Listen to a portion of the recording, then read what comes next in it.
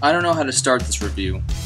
It may turn into a rant, which really isn't my style, but it was truly disappointing to sit through 2 hours and 45 minutes of a whole lot of nothing going on, and millions upon millions of dollars wasted on screen. It was like director Michael Bay wanted to live up to what people have made him out to be. The guy who likes a lot of explosions in his movies, and there are explosions. A lot. But that's not what the problem with this anticipated sequel is. It's much more than that. Transformers Revenge of the Fallen picks up 2 years after the first movie. Optimus Prime and the Autobots have been aiding the humans in the battle against the Decepticons. The US Army doesn't understand why the Decepticons are still on Earth since Megatron and Allspark were destroyed, so they blame the Autobots, thinking the Decepticons see them as targets to be hunted.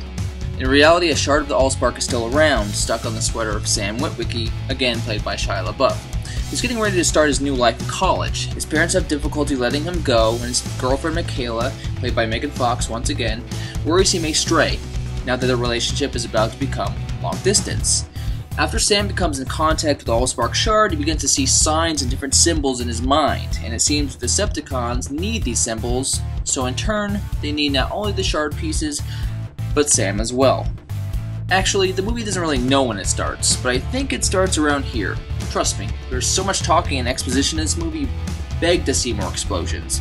Now all I can think throughout Transformers 2 is how balanced the first movie was. And when I say balanced, I mean how they included doses of action, comedy, emotion, and an underlying theme.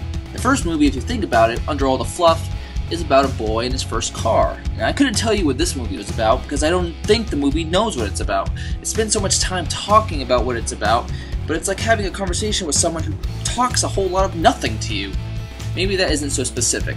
Let's just say Sam tries to explain why he's seeing the signs, Optimus Prime is explaining stuff, the Decepticons are explaining backstory, more and more characters are introduced and they have backstory.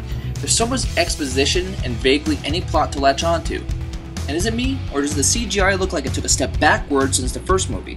The Transformers look very cartoony this time around, and is it possible that there are so many CGI robots on screen at once it would save money to dumb them down a little bit for costs?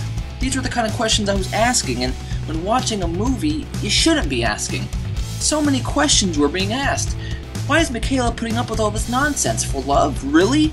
Why are these twin robots, Skids and Mudflap, trying to outdo Jar Jar Binks as the most annoying secondary characters of all time? Why does everything, and I mean everything that runs electricity, have to turn into a robot? This includes all kitchen appliances. Is that necessary?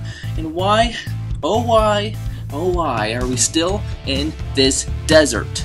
I've said much without giving too much away. The last hour or so of Transformers 2 is one extremely long sequence in the desert that you've seen in the trailer that drags on and on and on and on, and when it's finally done, it's so unsatisfying I wondered what Michael Bay and crew were thinking when they made the movie in the first place. Probably, whatever guys, I'll make money, do what you want, more explosions.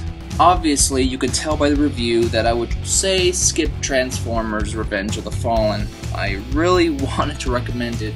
I was looking forward to seeing this, but it let me down. The potty humor, the unnecessary exposition, and the sequence in the desert could have been trimmed significantly. It would have made a tighter movie, easier to sit through, but even still, I'm not sure if it would have done the trick. Transformers 2 is the Dead Man's Chest and Spider-Man 3 of 2009, if you catch my drift.